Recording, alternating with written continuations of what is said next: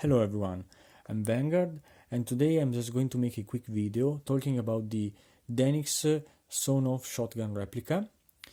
And well, this particular model here is the 1114 model, as I said, made by Denix, which is a Spanish company which specializes in making replicas of historical firearms. And well, you might have seen this particular model here in some of our latest photos.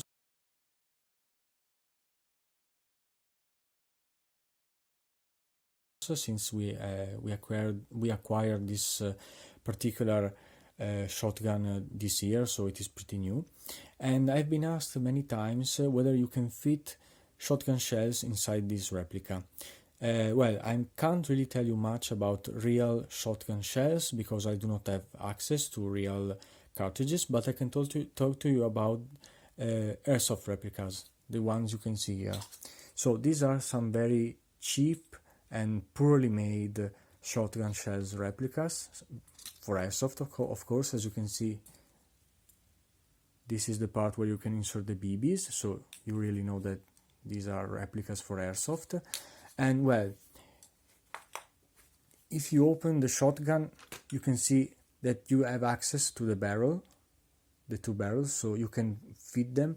But if you do not make any kind of modifications to this rifle, to this replica, you can insert them, but they will get stuck once you hit the brass, because for some reason they did not make the diameter of the barrel big enough to fit the brass, because as you can see, the brass is slightly thicker than the rest of the cartridge, so it will get stuck.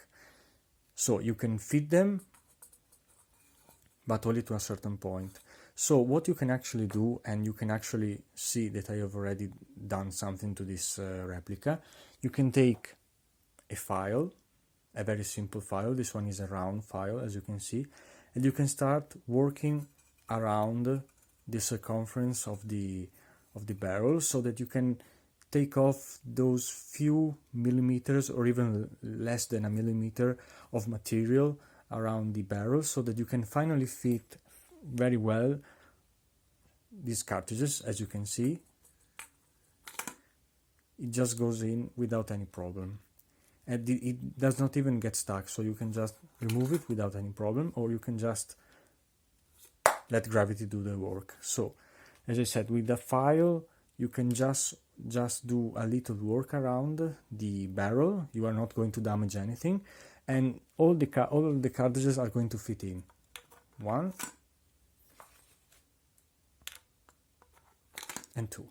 Of course, there is still the problem that the rifle will not close, because the back part of the replica, well, is just a plain piece of metal, so there is no space for the cartridge to go in. But I have a suspicion that these particular cartridges I'm using, these airsoft cartridges, are pretty bad. As I said, they are very cheap, made in China, and extremely poorly made. And as you can see, this back part of the cartridge is pretty thick, so maybe if you're using something that is a bit higher quality, the shotgun might close, but I can't really guarantee that.